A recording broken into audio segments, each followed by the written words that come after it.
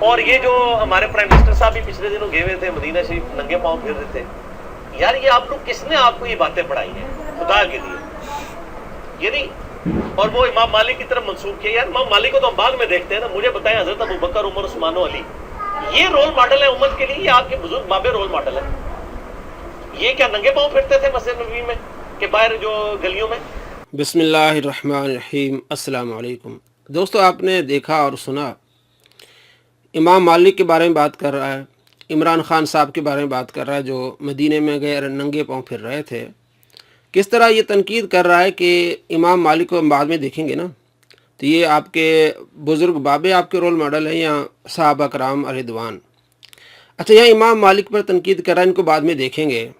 جب اس بندے کو کسی پر تنقید کرنا ہو نا تو پھر امام مالک کا قول لے لیتا ہے، اور جہاں ادب اور احترام کی بات ہو نا کہتے ہیں بزرگ بابوں یہ ہمارے لیے رول ماڈل ہے.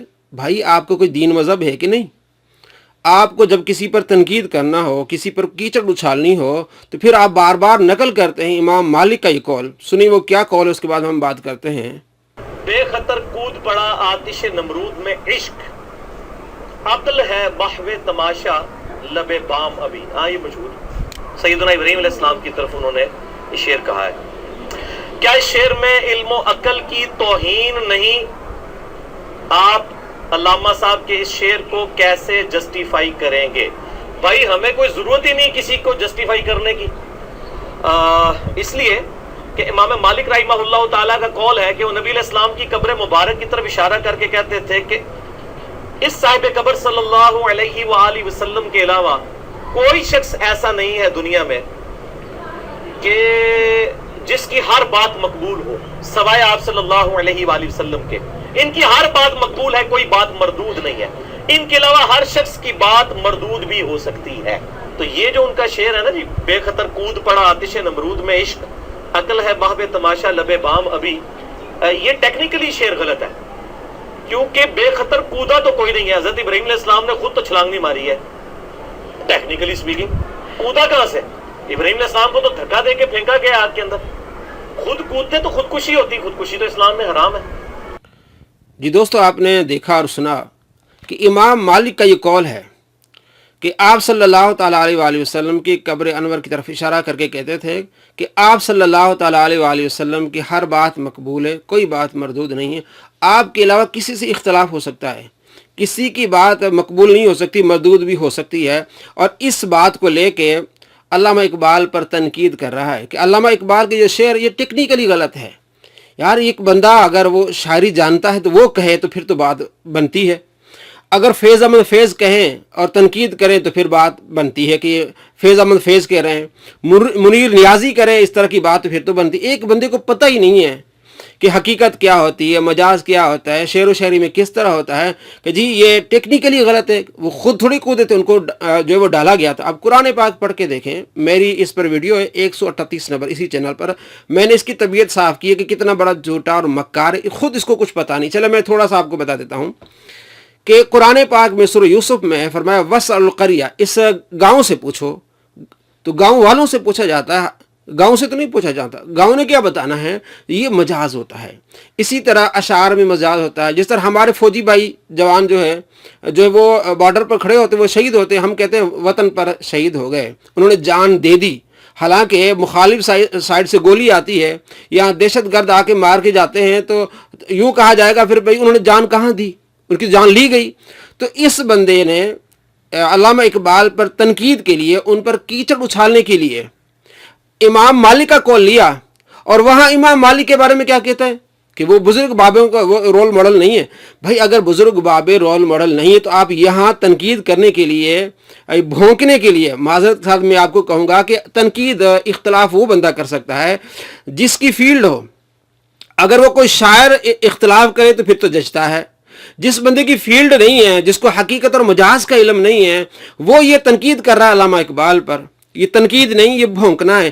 اس بندے نے جب بھی کسی پر بھونکنا ہو، علامہ اقبال پر بھونکنا ہو تو یہ قول نقل کرتا ہے. جب کسی بزرگ کے بارے میں بھونکنا ہو تو یہ قول نقل کرتا ہے. امام احمد بن حنبل رحمۃ اللہ علیہ پر بھونکنا ہو تو یہ قول نقل کرتا ہے. इमाम मोहम्मद बिन सीरीन रहमतुल्लाह अलैह पर भौंकना हो तो ये कौल नकल करता है। जिस बुजुर्ग पर भौंकना हो ना कि भी हम किसी से भी हमारा इख्तिलाफ हो सकता है, तो इमाम मालिक का ये कौल नकल करता है।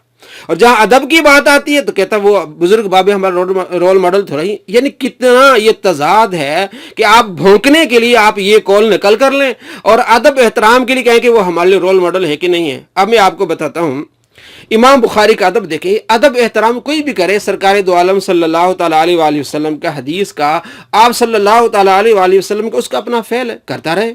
इमाम मालिक का कौल तो मैं आपको बाद बताता हूँ।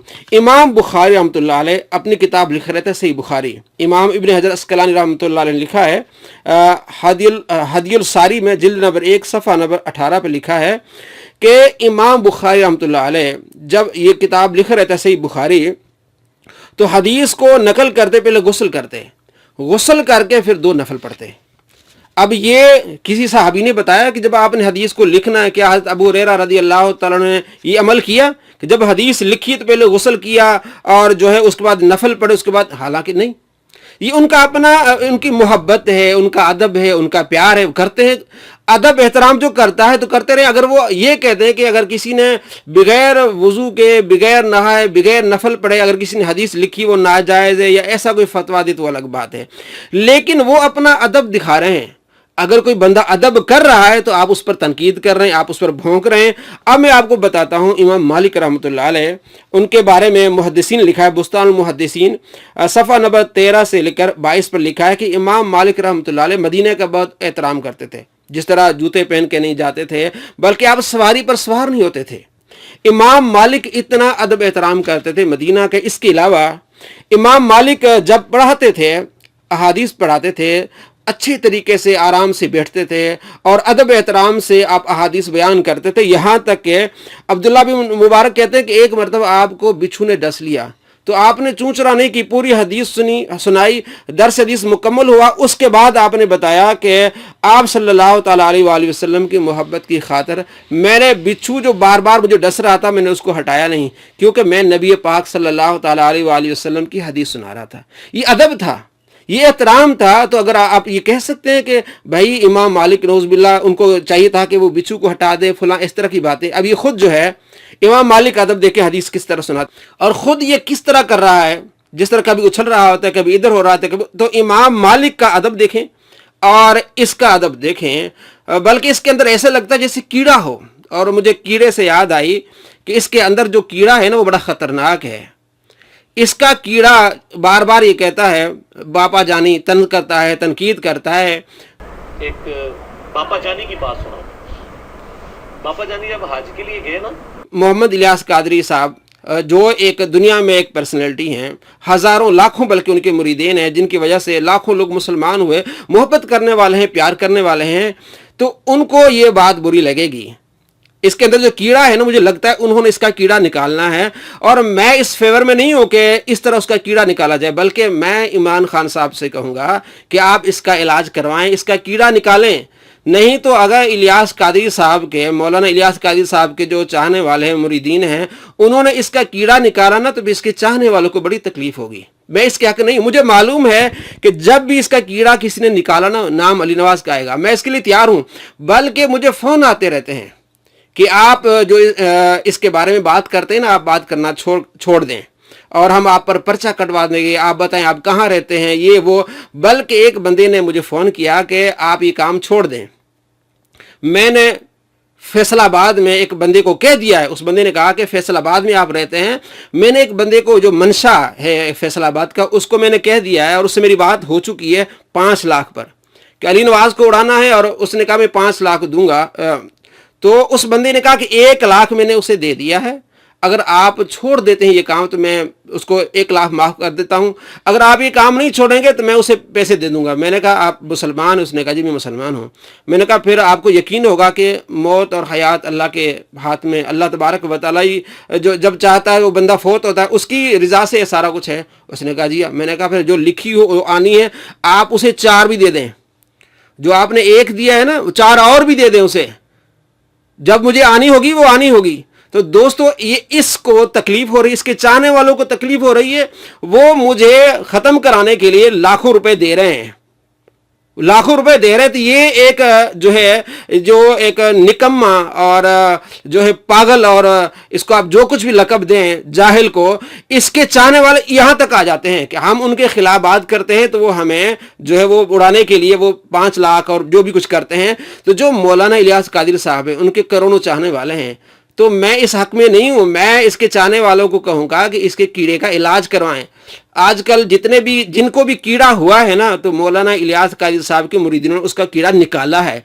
तो बजाय इसके कि इसका कीड़ा दूसरे तरीके से निकाला जाए, तो इसके चाहने वाले इसका कीड़ा खुद उसका इलाज करवाएं।